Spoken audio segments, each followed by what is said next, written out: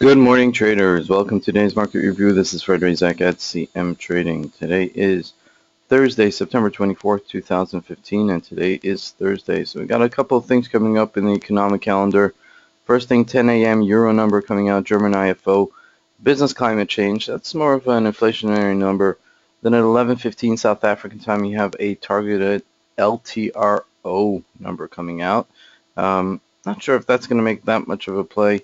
And then 2:30 USD numbers, core durable good orders, and unemployment claims, weekly unemployment claims, that is.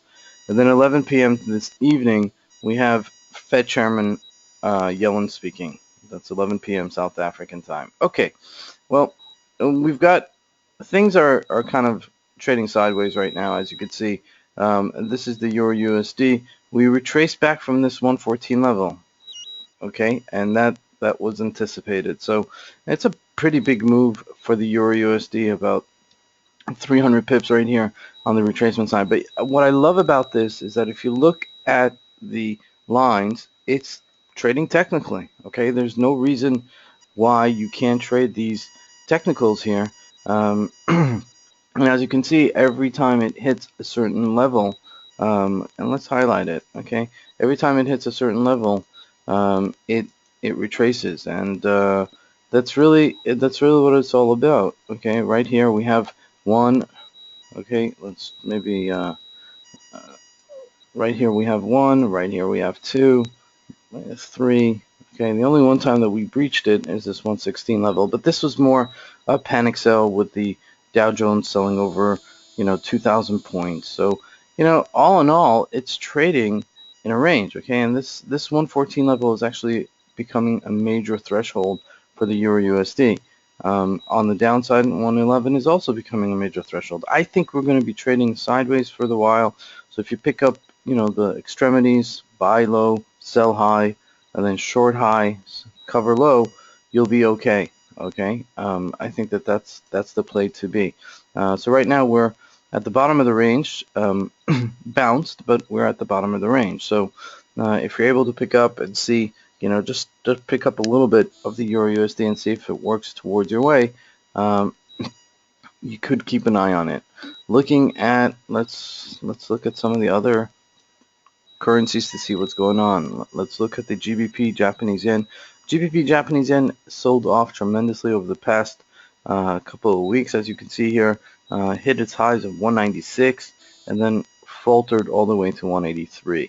Right now we are trading in a range, and you see that. Okay, after a big sell-off, you had a little bit correction, and then the counter correction, and that's exactly what's going on here. Looking at a resistance level right here, a 187-ish level, a support level of excuse me, 180 level. So I believe we'll be trading between these two levels. Right now we're in the middle, but set up alerts. Okay, as soon as they breach these levels, it'd be interesting to see what happens. Looking at the Dow Jones. Okay, Dow Jones has been very, very, very weak. Okay, and as you can see here, we mentioned this even almost 3 months ago, that there would be a sell-off in the fall, and sure enough, it happened a little bit earlier than I expected. It happened at the end of August. Okay, we can't be perfect on everything in life. I'm sorry to have missed it myself, but we're trading at 16,191-ish level.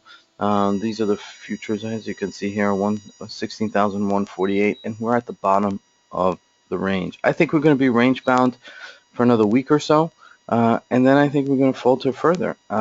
There's nothing really saying to me buy. Okay, what is strong is the stocks, so it's kind of interesting. The markets are weak, but the stocks are strong. So I'm not sure what to gather with that. Looking at Apple, it's trading at 114. Looking at Microsoft, some of the big bellwethers in the United States, they're still they're still strong. So it's a little bit misdirectional, okay, because the futures are weak, but the stocks are strong relatively. They sold off, but that was something that was anticipated. So let's see what happens going into October. October is normally a very bearish month, so keep that in mind for the Dow Jones. Looking at oil, Peralta's just trading in the middle of the range. You see, we had anticipated it would falter right here at this level of 44, and it didn't. It held the line, okay, and then broke out. So at this stage, maybe this line isn't relevant anymore, and now we have to look at a separate line. So, maybe if it's excuse me, maybe if it's if we just do something like this, 1 second, you know, maybe we'll do something like this instead. So that needs to be seen. Let's see if this does, does this develop into somewhat of a bearish wedge, and keep an eye on it. Okay, it's trading right in the middle. Okay, low is 38. It's bounced to 50 at one point, 49, and right now it's at $45 a barrel. So keep an eye on it and see where it's going to go continuously. And, it might trade sideways for a little while, which I anticipate. But, if you buy the bottom, sell the top, it'll be okay. Looking at the DAX right here, we finally broke this 10,000 level, and we're below it. Okay, and that's a major threshold. I think right now we're at a major threshold.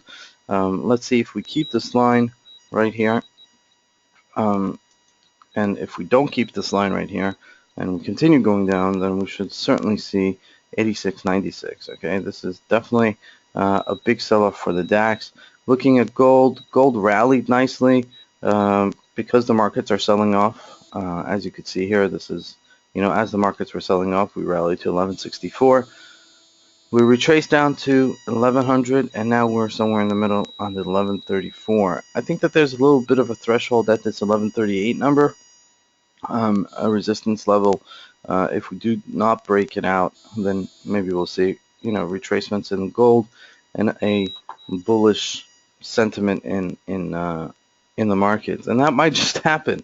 It's a very queer thing to happen, but that just might happen. Looking at the USDCAD, finally broke this 30 level. Okay, if you remember, I spoke about this last time at 1.27, and then we rallied to about 1130, and then now it's breaking an eye with a candle. Okay, so that's a major threshold for the Canadian dollar. Okay, it's getting weaker against the dollar, and at this stage, we can really hit 137. There's nothing holding us off between now and January.